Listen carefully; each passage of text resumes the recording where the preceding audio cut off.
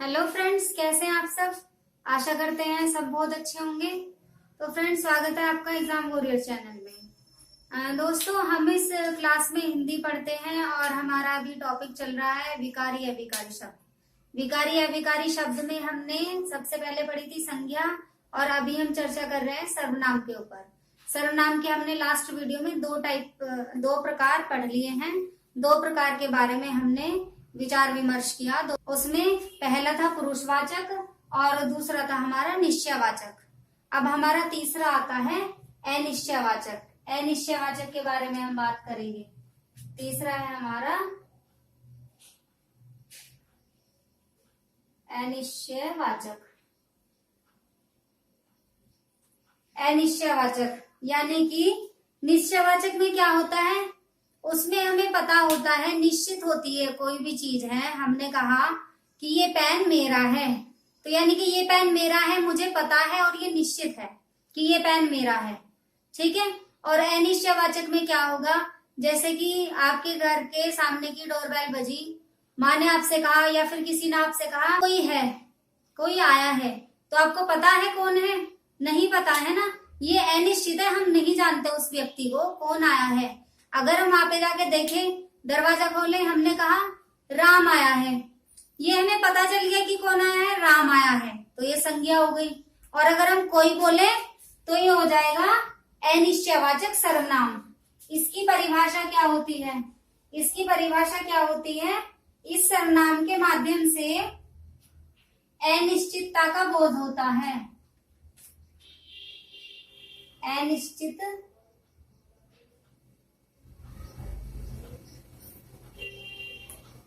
अनिश्चितता का बोध होता है। ठीक है।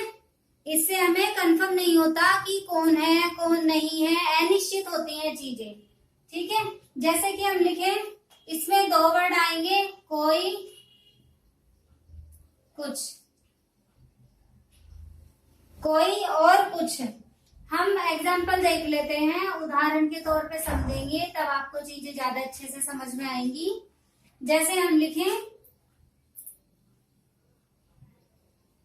कोई आया है, ये तो मैंने वैसे आपको समझा भी दिया है, ये तो मैंने आपको समझा भी दिया है। कोई आया है, हमें नहीं पता कि कौन है, तो ये अनिश्चित है। और दूसरा हम देखें, कुछ दे दीजिए,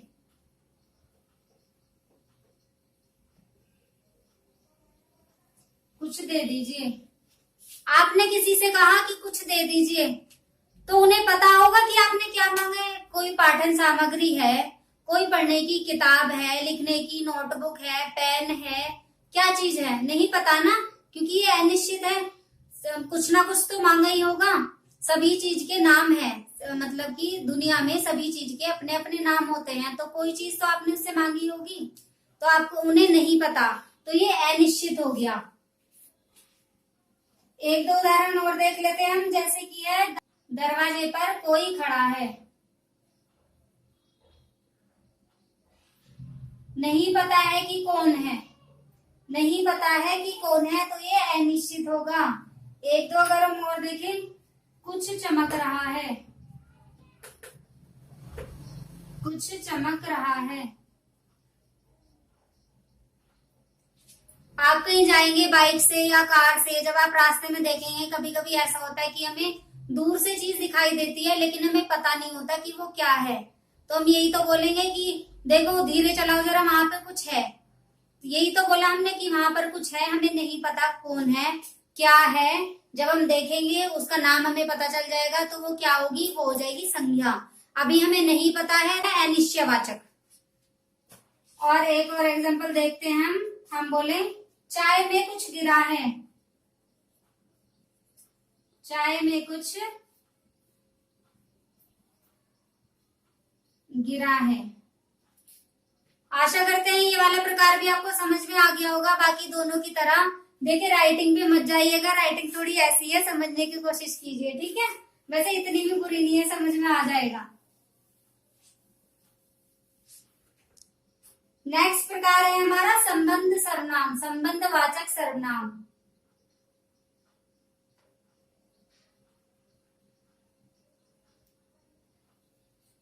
संबंधवाचक सर्वनाम। इसमें क्या होगा, दो वस्तु या प्राणी के परस्पर संबंध की बात की जाएगी, संबंध का बोध कराने वाले सेंटेंसेस होंगे इसमें। जैसे कि मैं पहले परिभाषा लिख देती हूँ इसमें। दो परस्पर प्राणी वस्तुओं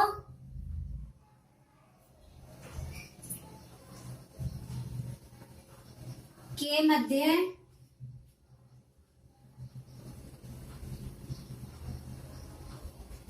संबंध का बोध, तो उसे संबंधवाचक सर्वनाम बोलेंगे। जैसे कि मैं बोलूं आपसे, जैसे मैं उदाहरण के तौर पे बोलूं आपसे कि जो जागेगा सो पाएगा। जो जागेगा सो, तो ये जो जागेगा उसी के लिए तो बात हो रही है, यानी कि ये जो इससे कहीं ना कहीं संबंध रखता है, कहीं ना कहीं संबंध रखता है। दूसरा उदाहरण है हमारा, जो बनाएगा सो खाएगा। जो बनाएगा सो खाएगा। इसमें भी यही चीज देख रहे होंगे आप, ठीक है। और नेक्स्ट है हमारा उदाहरण, जैसी करनी वैसी भरनी। जैसी करनी वैसी भरनी, मतलब कि जिसके लिए बात होती है, यानी कि जो जैसा करेगा वो वैसा भरेगा, या फिर जो जागेगा सो पाएगा। तो इनका आपस में कहीं ना कहीं लिंक होता है, इसलिए इसे संबंधवाचक सर्वनाम बोलते हैं। ये संबंध प्राणी और वस्तुओं के मध्य, प्राणी और वस्तुओं के बीच में संबंध का बोध कराते हैं। ये प्राणी और वस्तुओं के मध्य संबंध का बोध कराते हैं, इसलिए इसे संबंधवाचक सर्वनाम बोलते हैं। जैसे मैं बोलूं, जो आया है सो जाएगा, तो जो आया है उसी के लिए तो बात की है हमने। जो आया है उसी के लिए तो बोला है हमने कि जो आया है सो जाएगा। तो इन दोनों का कनेक्शन है ना, इन दोनों का। एक और उदाहरण है हमारे पास, जिसकी लाठी उसकी भैंस। जिसकी लाठी उसकी भैंस, इन दोनों का भी कहीं ना कहीं कनेक्शन है, ठीक है। हमारा चौथा टाइप ही हो गया है। अभी पांचवा है प्रश्नवाचक। प्रश्नवाचक ये तो वैसे सबसे आसान है समझना।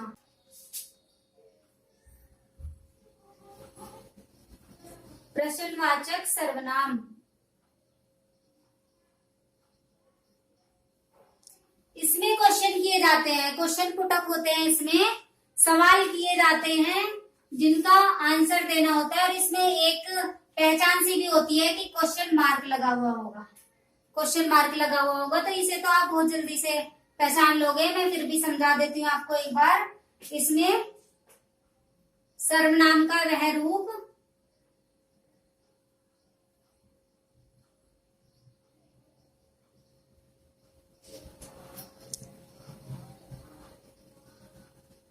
जिसमें प्रश्न पूछे जाने का बोध हो।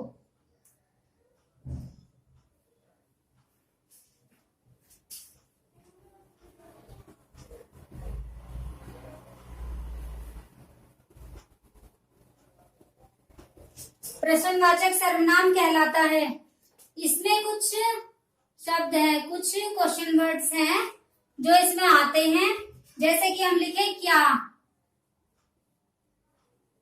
कब, कहाँ, क्यों,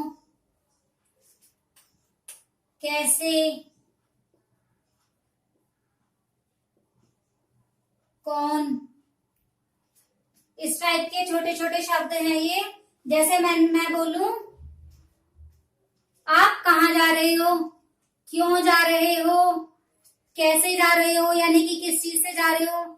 यानी कि मैंने आपसे कुछ भी बोला, वो कंप्लीट सेंटेंस ना हो, वो पूरा वाक्य ना हो, मैंने आपसे कुछ बोला और उसका आपको जवाब देना हो, ठीक है, वो होता है प्रश्न। जैसे कि मैं उदाहरण लिखती हूँ कुछ, इसमें है वहां कौन है, वहां कौन है, ये वाला चिन्ह आपको हमेशा मिलेगा इसमें, ये वाला चिन्ह क्वेश्चन मार्क का हमेशा इसमें मिलेगा, तो इसे पहचानना इसलिए थोड़ा सा इजी होता है। दूसरा है हमारा तुम्हारे हाथ में क्या है, तुम्हारे हाथ में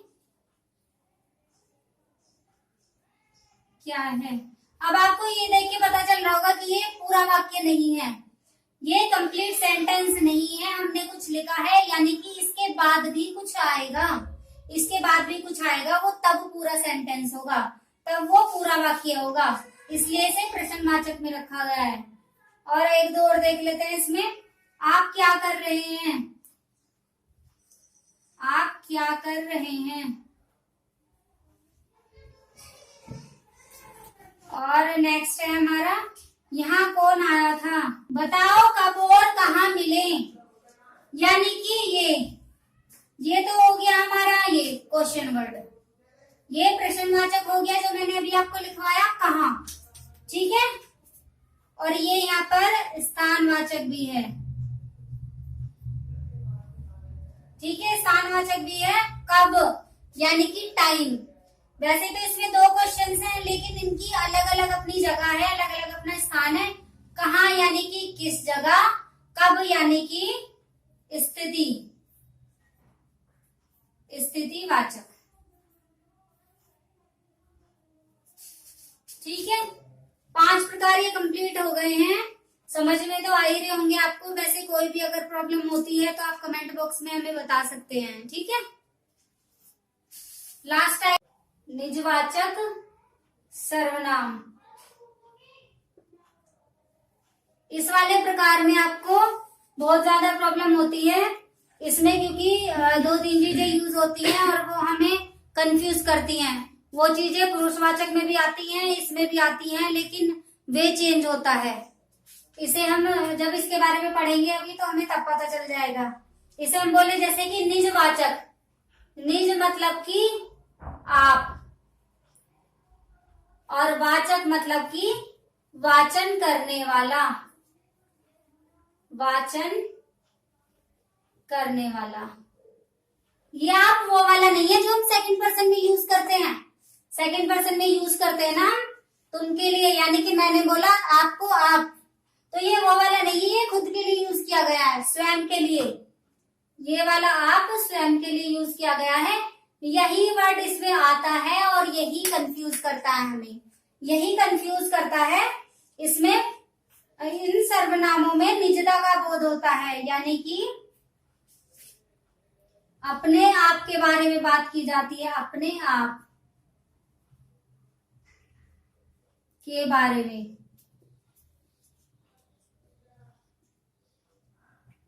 निजता यानी कि स्वयं के बारे में। जैसे कि मैं बोलूं, मैं एक बार परिभाषा आपको ठीक से बता देती हूँ। जिन सर्वनामों के प्रयोग से वाक्य में अपने आप स्वयं की बात की जाए उसे निजवाचक सर्वनाम कहते हैं। वैसे मैं समझा भी रही हूँ तो ये परिभाषा आती तो है नहीं, लेकिन यह है कि परिभाषा से हमें काफी चीजें पता चल जाती है। और एक दो एग्जाम्पल देख लो और उन्हें समझ लो ना, उदाहरण के तौर पे तो परिभाषा की जरूरत नहीं पड़ती, हम खुद से परिभाषा बना सकते हैं, ठीक है। तो इसमें हम देखें, ये मैंने चीज आपको बता दी। मैं अगर सेंटेंस लिखूं, मैं वाक्य लिखूं, इसमें आप देखेंगे माँ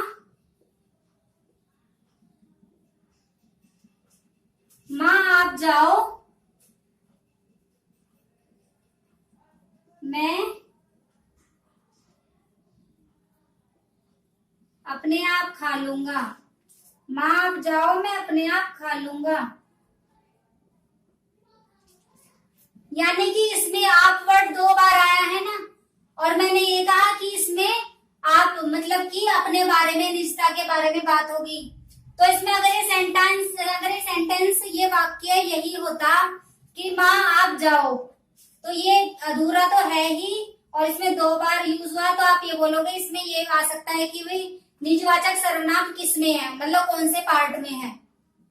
ठीक है, कौन से पार्ट में है। तो अगर मैं ये देखें, यहाँ पे आप यूज हुआ है आदर के लिए, यानी कि सम्मान देने के लिए। और एक इसमें आता है ये पुरुषवाचक के मध्य, उसमें आता है। मध्य पुरुष होते हैं पुरुषवाचक सर्वनाम में, 3 पुरुष होते हैं, उत्तम पुरुष, मध्यम पुरुष और अन्य पुरुष। तो ये मध्य पुरुष में आता है, पुरुषवाचक के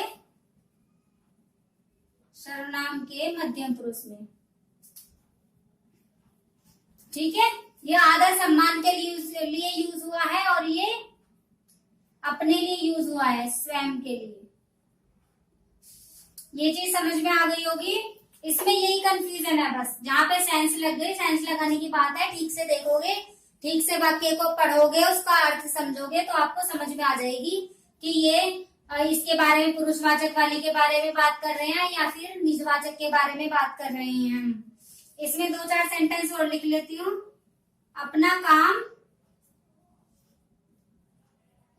आप करो, या फिर अपना काम स्वयं करो, बात तो वही है।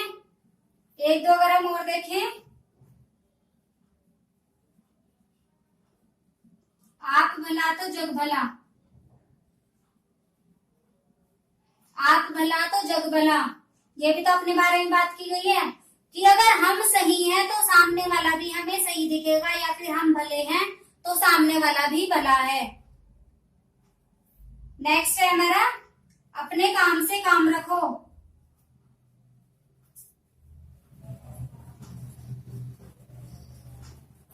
अपने काम से काम रखो,